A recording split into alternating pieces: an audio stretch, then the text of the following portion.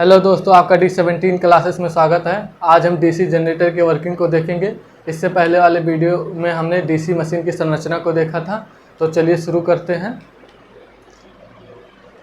ये आपकी एक कॉइल डीसी जनरेटर है और ये आपके डीसी जनरेटर के वर्किंग लिखा हुआ है। तो पहले हम डीसी जनरेटर को वर्किंग को समझते हैं, ठीक है। जैसे आपको पता है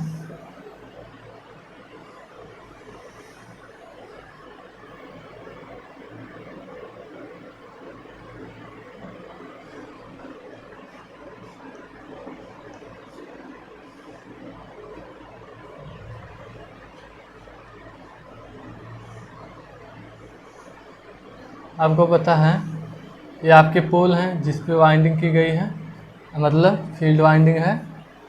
और ये आपका क्या है, आर्मेचर है, ठीक है। आपको पता है हम जनरेटर में क्या करते हैं, इनपुट में मैकेनिकल एनर्जी देते हैं और आउटपुट पे इलेक्ट्रिकल एनर्जी प्राप्त करते हैं। जब हम इस आर्मेचर को क्या करेंगे, मैकेनिकल एनर्जी देंगे, तो यहाँ पर क्या है, मैग्नेटिक फील्ड है नॉर्थ से साउथ। मतलब ये अगर आपका नॉर्थ है, ये आपका साउथ है, तो फ्लक्स रेखाएं नॉर्थ से साउथ, ठीक है। तो ये क्या होगा, जब इसे हम मैकेनिकल एनर्जी देंगे मतलब, तो ये हमारा आर्मेचर घूमेगा। इसमें क्या है, कंडक्टर है, मतलब आर्मेचर में क्या, कंडक्टर की वाइंडिंग है। तो ये कंडक्टर क्या करेंगे, इस मैग्नेटिक फ्लक्स को कट करेंगे। और अगर ये मैग्नेटिक फ्लक्स को कट करेंगे तो इसमें क्या उत्पन्न होगा, ईएमएफ, ठीक है। क्या उत्पन्न होगा, ईएमएफ।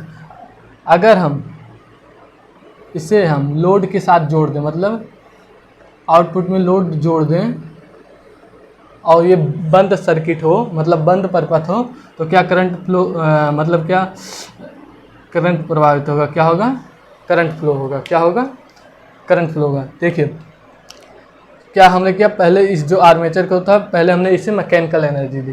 तो ये क्या क्या, ये जो मैग्नेटिक फ्लक्स हैं इन्हें कट किया। कट करने से क्या उत्पन्न हुआ, ईएमएफ। और जैसे ही हमने इसे आउटपुट में लोड से जोड़ा तो क्या उत्पन्न हुआ, हमारा इस सर्किट में करंट फ्लो होने लगा। क्योंकि हम फैराडे के नियमानुसार जानते हैं, अगर कोई मैग्नेटिक पोल है, मतलब मैग्नेट है, जैसे ये आपका मैग्नेट है, क्या है, मैग्नेट है, तो फ्लक्स रेखाएं नॉर्थ टू साउथ फ्लो होंगी, नॉर्थ टू साउथ।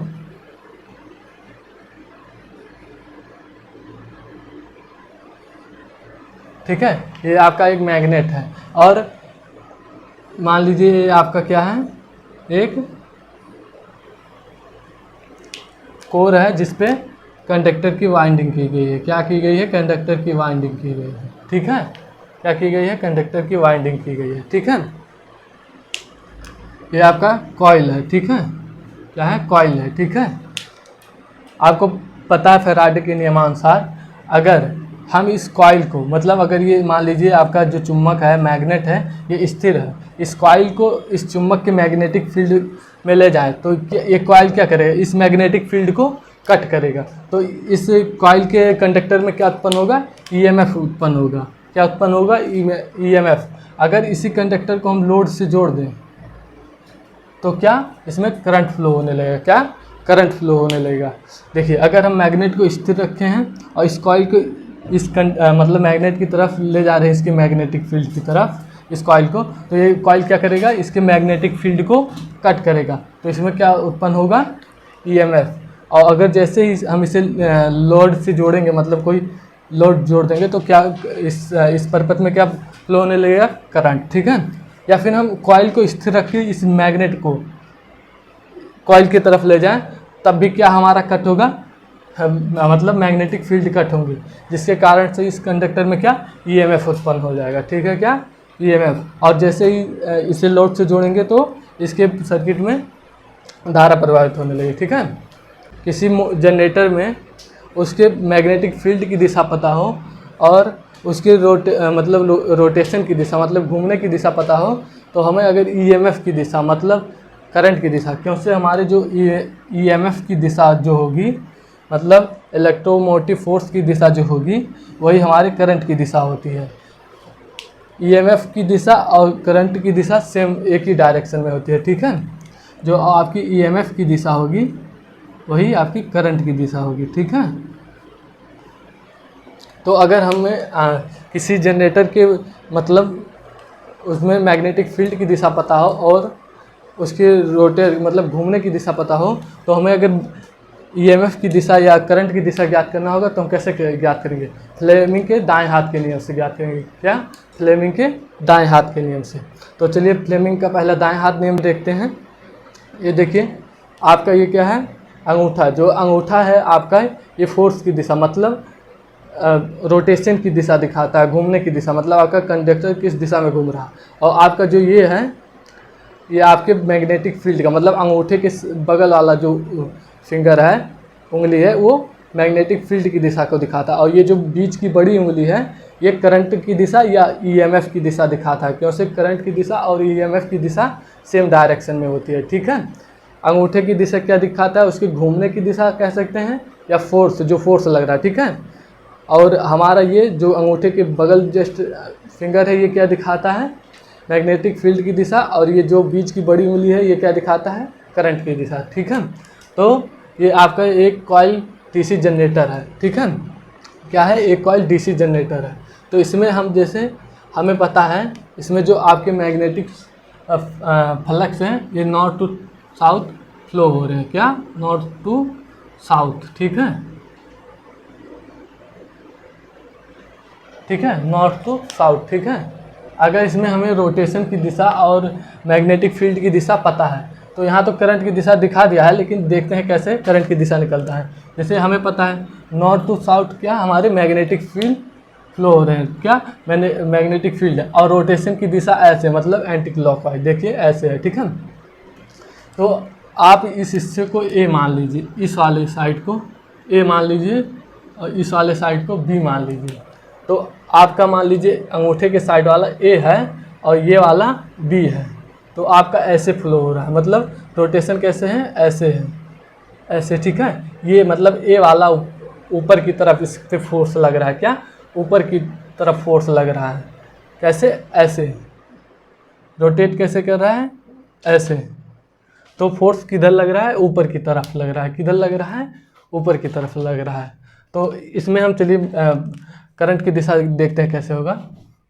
आपका करंट की दिशा ऐसे होगा, देखिए ये हमारा क्या दिखाता है? मैग्नेटिक फील्ड की दिशा दिखाता है, ठीक है।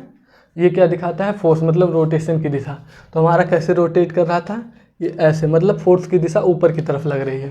तो फोर्स की दिशा ऊपर और मैग्नेटिक फील्ड की दिशा हमें पता है नॉर्थ टू साउथ, ठीक है। तो हमारा मतलब करंट की दिशा किधर है? अंदर की तरफ है। किधर है? अंदर की तरफ। तो यहाँ पर देखिए आपका जो करंट है ये क्या है? अंदर की तरफ है। क्या है? अंदर की तरफ है। जैसे ही आपका हाफ साइकिल पूरा करेगा तो ये आपका नीचे मतलब जो ये ए साइड था हमारा, देखिए तो ऐसे करके बी इधर चला आया आपका और ये बी साइड था, बी आपका इधर चला आया और ए आपका इधर हाफ साइकिल पूरा करने के बाद। तब इसकी घूमने की दिशा क्या होगी? फोर्स ये देखिए नीचे के साइड लग रहा है। क्या लग रहा है? नीचे की साइड। पहले फोर्स कैसे लग रहा था? मतलब ऊपर की साइड, ठीक है। ये ऐसे घूमा, अब कैसे लग रहा है? अब नीचे की साइड लग रहा है। तो क्या लग रहा है? फोर्स नीचे की साइड। तो हमारे मैग्नेटिक फील्ड की दिशा नॉर्थ टू साउथ वही है, लेकिन फोर्स की दिशा अब नीचे की साइड है।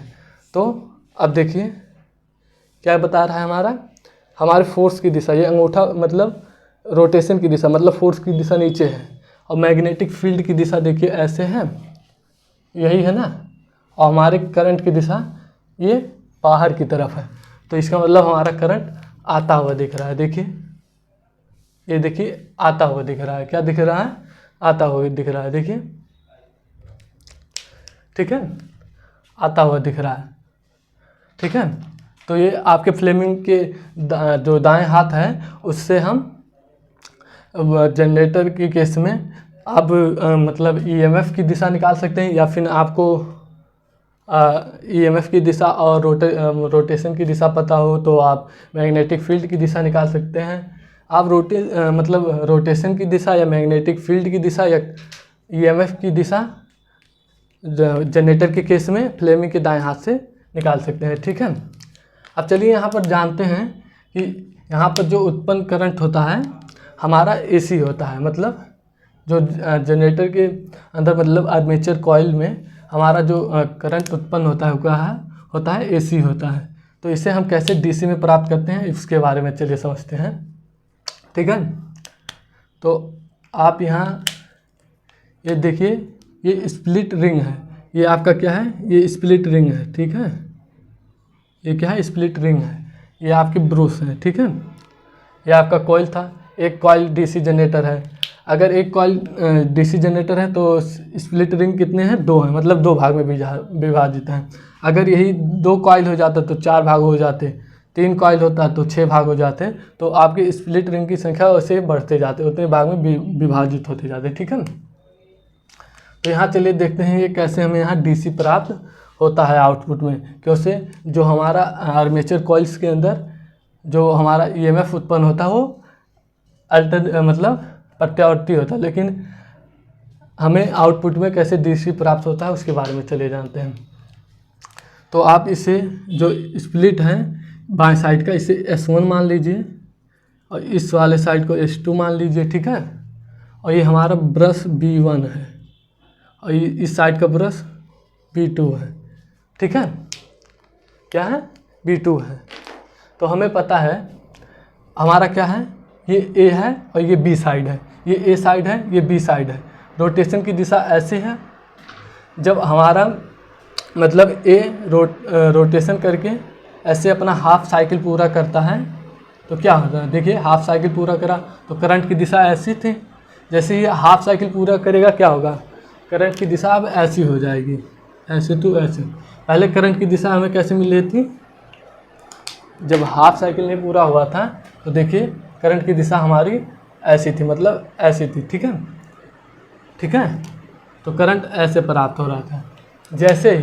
जैसे इसने अपना हाफ साइकिल पूरा किया, मतलब A इस साइड चला आया और B इस साइड चला गया, ठीक है। तो करंट की दिशा कैसी होगी, ऐसी। अब यहाँ से करंट प्राप्त, तो यहाँ देखिए आपको करंट दोनों डायरेक्शन में प्राप्त हो रहा है, कैसे, दोनों डायरेक्शन में। लेकिन हमें पता है DC जनरेटर में हमें जो आउटपुट एनर्जी मिलती है, इलेक्ट्रिकल एनर्जी मिलती है, वो DC होती है। तो ये DC कैसे होती है इसे समझते हैं, ठीक है। जो आपकी स्प्लिट है, स्प्लिट रिंग है, देखिए ये 2 टुकड़ों में विभाजित है, ऐसे D आकार के, देखिए ऐसे 2 टुकड़ों में विभाजित हैं। आपको पता है जो आपका ब्रूस होता है वह अपने पॉइंट पे स्थिर होता है, क्या होता है, अपने पॉइंट पे स्थिर होता है, वो रोटेट नहीं करता। लेकिन आपका जो स्प्लिट रिंग है वो रोटेट कर रहा है।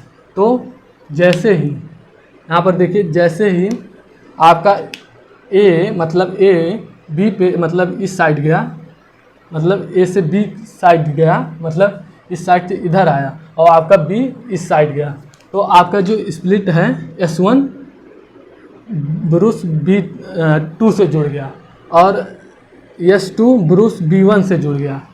तो इसी कारण से हमें जो आउटपुट में इलेक्ट्रिकल एनर्जी मिलती है वो DC मिलती है। एक बार फिर से समझिए, इसे मिटाते हैं।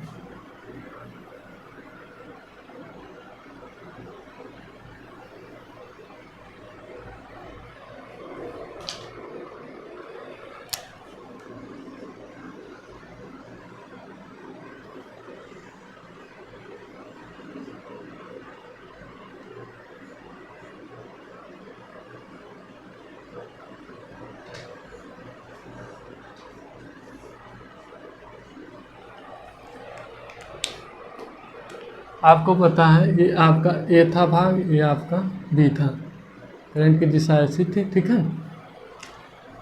ये आपका S1 है, स्प्लिट S1 और स्प्लिट S2, ठीक है। आपका ये ब्रूस B1, ये ब्रूस B2 है, ठीक है। जब ये हाफ साइकिल पूरा करता, मतलब A इस साइड है, B इस साइड है, तो हाफ साइकिल पूरा करने के बाद क्या हुआ, B इस साइड चला गया, A इस साइड आ गया। लेकिन हमारा जो स्प्लिट जो है, स्प्लिट रिंग S1 अब ब्रूस B2 से जुड़ गया, क्योंकि ये रोटेट कर रहे हैं तो B2 से जुड़ गया, और जो S2 स्प्लिट था वो B1 से जुड़ गया। किससे जुड़ गया, B1 से जुड़ गया। तो देखिए पहले जब रोटेशन नहीं कर रहा था, मतलब हमारा ये इस साइड था, तो हमारी करंट की दिशा की कैसी थी, S1 से आउटगोइंग करंट की दिशा S1 के साइड से मिल रहा था। देखिए S1 आपका यही है, तो आउटगोइंग करंट कैसे मिल रही थी, S1 के साइड से ऐसे, ठीक है, S1 साइड से, ठीक है। लेकिन जैसे ही हमारा हाफ साइकिल पूरा करता है तो हमारा A इस साइड चला आता है, B इस साइड चला आता है, लेकिन हमारे जो स्प्लिट हैं वो S1 B2 से जुड़ गया। किससे, B2 से जुड़ गया। मतलब ये भी रोटेट करेगा ऐसे, मतलब इसने अपने ब्रश को चेंज कर दिया। पहले B1 से जुड़ा था S1, लेकिन अब यहाँ B2 से जुड़ गया, और S2 B1 से जुड़ गया, ठीक है। तो ये स्प्लिट जो होते हैं आपके ब्रश चेंज कर लेते हैं। तो आउटगोइंग करंट पहले कौन दे रहा था, हमारा S1 ही दे रहा था। तो अब हमारा जब S1 यहाँ पर चला आएगा तो हमें करंट की डायरेक्शन ऐसे ही प्राप्त मिल रही थी जब हमारा आउटगोइंग करंट S1 दे रहा था। अब S1 कहाँ आ गया, ये S2 था, लेकिन इसने जैसे ही रोटेट हुआ, हाफ साइकिल पूरा हुआ, अब आपका S2 अब B2 से जुड़ गया। तो ये आउटगोइंग करंट एक ही डायरेक्शन में ऐसे हमें प्राप्त होता है, क्योंकि हमारा जो ये S1 स्प्लिट है वो B2 से जुड़ जाता है। तो हमारा S1 पहले तो आउटगोइंग करंट यही तो दे रहा था, तो S1 के साथ जब B2 के साथ यहाँ B2 से S1 जुड़ जाता है तो आउटगोइंग करंट S1 द्वारा हमें एक ही डायरेक्शन में प्राप्त होती है, ठीक है,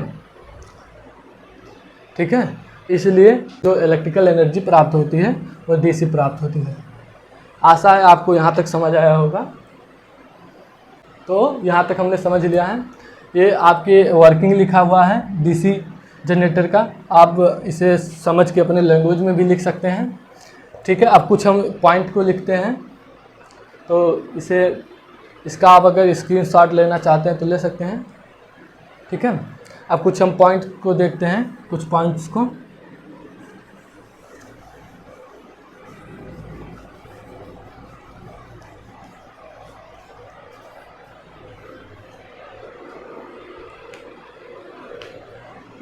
आप फर्स्ट पॉइंट डालिए।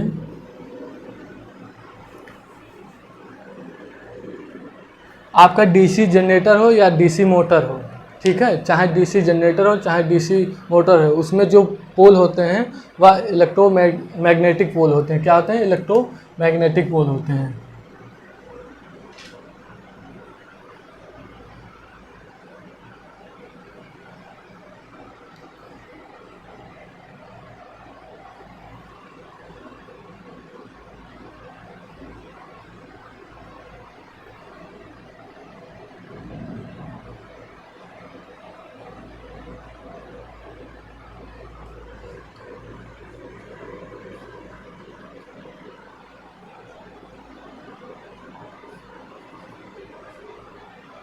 क्या लिखे, इसमें इलेक्ट्रोमैग्नेटिक पोल का उपयोग किया जाता है।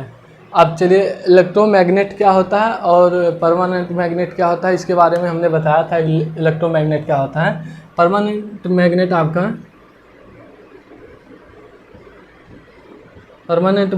मैग्नेट मतलब होता है आपका अस्थायी चुंबक।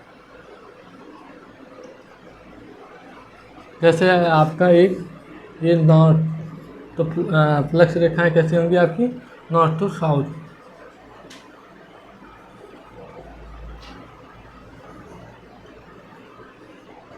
तो ये आपका परमानेंट मैग्नेट है। क्या है, परमानेंट मैग्नेट है। इसका मतलब इसमें चुंबकत्व का जो गुण होता है वो अस्थायी होता है, लेकिन आपका जो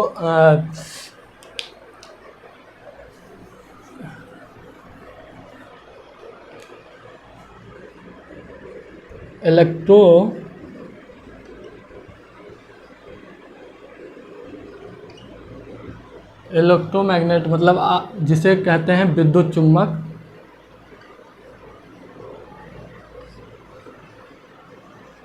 इसी को अस्थायी चुंबक बोलते हैं,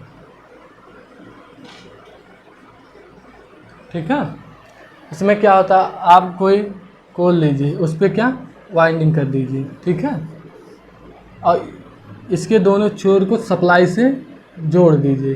क्या, सप्लाई से जोड़ दीजिए। जैसे ही इस कंडक्टर में हम सप्लाई देंगे तो क्या होगा, इसके चारों ओर मैग्नेटिक फील्ड उत्पन्न होगा। आपको पता है अगर किसी चालक में हम धारा प्रवाहित करते हैं तो इसके चारों ओर मैग्नेटिक फील्ड उत्पन्न हो जाता है। तो इसके चारों ओर क्या मैग्नेटिक फील्ड उत्पन्न हो जाएंगे। जैसे ही इससे सप्लाई से हम हटा देंगे तो ये इसके जो मैग्नेटिक फील्ड बन रहे थे वो बनना बंद हो जाएंगे। मतलब जैसे ही इसे सप्लाई देते हैं इसमें चुंबकत्व का गुण आ जाता है, ठीक है। और जैसे ही इसे सप्लाई से हटाते हैं इसका चुंबकत्व का गुण चला जाता है। तो इसे इलेक्ट्रोमैग्नेट कहते हैं, ठीक है। क्या कहते हैं, इलेक्ट्रोमैग्नेट। तो इसलिए इसमें जो आपके डीसी जनरेटर या मोटर होते हैं उसमें मैग्नेटिक पोल का उपयोग होता है, ठीक है। और क्यों होता है, आपको पता है जो परमानेंट मैग्नेट होते हैं वह समय के साथ अपना चुंबकत्व का गुण खोते रहते हैं। मतलब चुंबकत्व का गुण उनका कम होता ही जाता है, तो फ्लक्स रेखाएं कम बनती है, जिसके कारण जब हमारा आर्मेचर मतलब रोटेट करेगा वो कम फ्लक्स कट करेगा, और कम फ्लक्स कट करेगा तो हमें ईएमएफ कम उत्पन्न होगा। इसीलिए परमानेंट मैग्नेट का ना प्रयोग करके इसमें इलेक्ट्रोमैग्नेटिक पोल का प्रयोग किया जाता है, ठीक है। तो आपका फर्स्ट पॉइंट ये था। चलिए अगले पॉइंट को देखते हैं। चलिए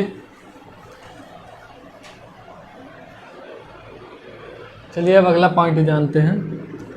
आपको पता है जो आपके मतलब आर्मेचर में ईएमएफ उत्पन्न होता है उसकी दिशा हम कैसे निकालेंगे, फ्लेमिंग के दाएं हाथ से निकालते हैं। आपको मतलब आपको चाहे उसके मतलब जनरेटर की रोटेशन की दिशा मतलब घूमने की दिशा निकालनी हो, या मैग्नेटिक फील्ड की दिशा निकालनी हो, या फिर ईएमएफ की दिशा निकालनी हो, अर्थात मतलब करंट की दिशा निकालनी हो, तो हम फ्लेमिंग के दाएं हाथ का नियम यूज करते हैं। मतलब फ्लेमिंग के दाएं हाथ का नियम यूज करते हैं, ठीक है। तो लिखेंगे आर्मेचर कॉइल मतलब कुंडली,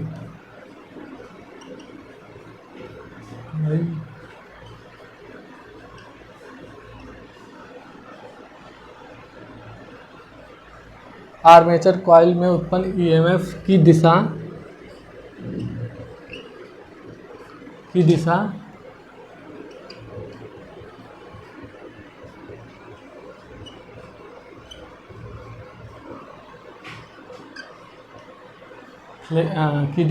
फ्लेमिंग के दाएं हाथ के नियम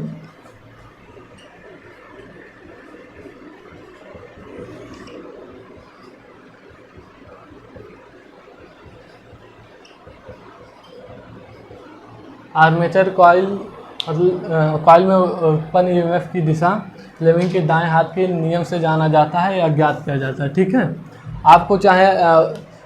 आपको अगर मतलब ईएमएफ की दिशा पता हो और करंट की दिशा पता हो तो आप फ्लेमिंग के दाएं हाथ के नियम से रोटेशन मतलब घूमने की दिशा निकाल सकते हैं। मतलब आपको अगर दो दिशा पता है तो फ्लेमिंग के दाएं हाथ के नियम से आप तीसरी डायरेक्शन मतलब जो आपको निकालना हो वो आप पता कर सकते हैं, ठीक है। अब चौथा पॉइंट लिखेंगे। क्या लिखेंगे, चौथे पॉइंट में हम लिखेंगे हमारा जो जनरेटर होता है, डीसी जनरेटर होता है,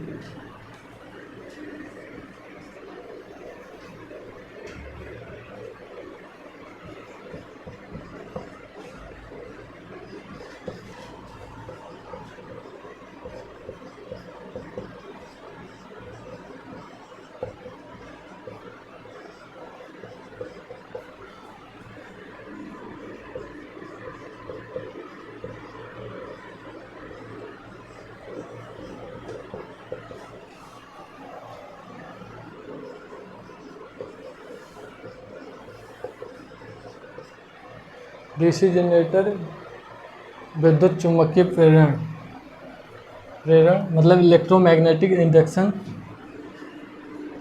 के सिद्धांत पर कार्य करता है।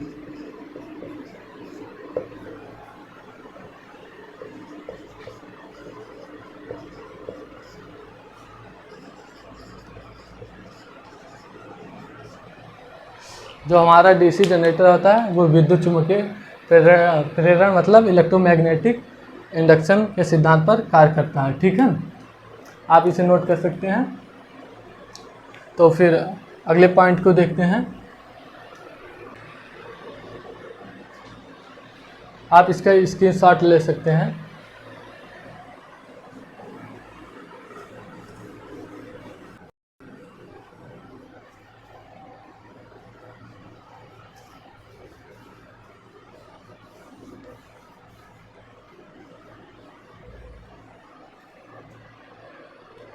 अगला पॉइंट डालिए।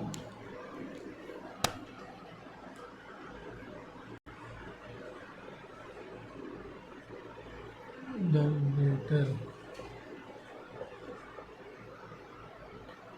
अगला पॉइंट क्या है? डीसी जनरेटर में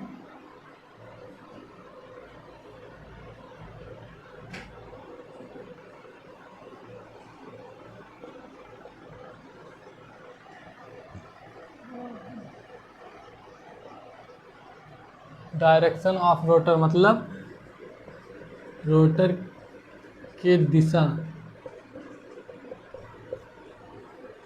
के विपरीत उत्पन्न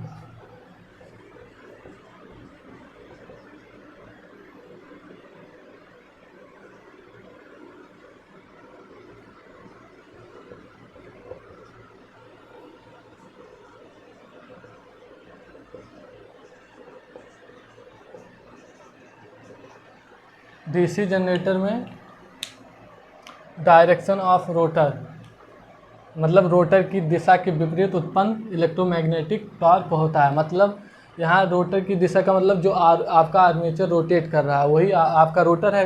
रोटर क्या होता है? जो मतलब मूव, मतलब जो पार्ट घूमते हैं उसे कहते हैं रोटर, ठीक है। तो जो आपके आर्मेचर की दिशा होती है इसके विपरीत क्या होता है? हमारा इलेक्ट्रोमैग्नेटिक टॉर्क होता है, मतलब विद्युत चुम्बकीय पलाघूर्ण, ठीक है। अब इसे समझते हैं कैसे होता है। देखिए, जो इसे आपका यहाँ से समझिए,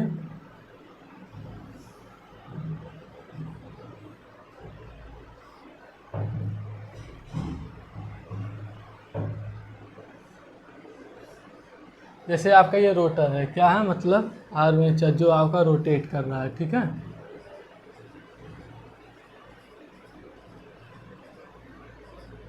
ठीक है, क्या है? ये रोटेट कर रहा है। मान लीजिए इसकी रोटेशन की दिशा इस साइड है, मतलब रोटर की रोटेशन की दिशा इस साइड है, तो इसके विपरीत में क्या हमारा लगेगा? Electromagnetic torque. तो हमारे इलेक्ट्रोमैग्नेटिक टॉर्क की दिशा इसके विपरीत में होगी, ठीक है।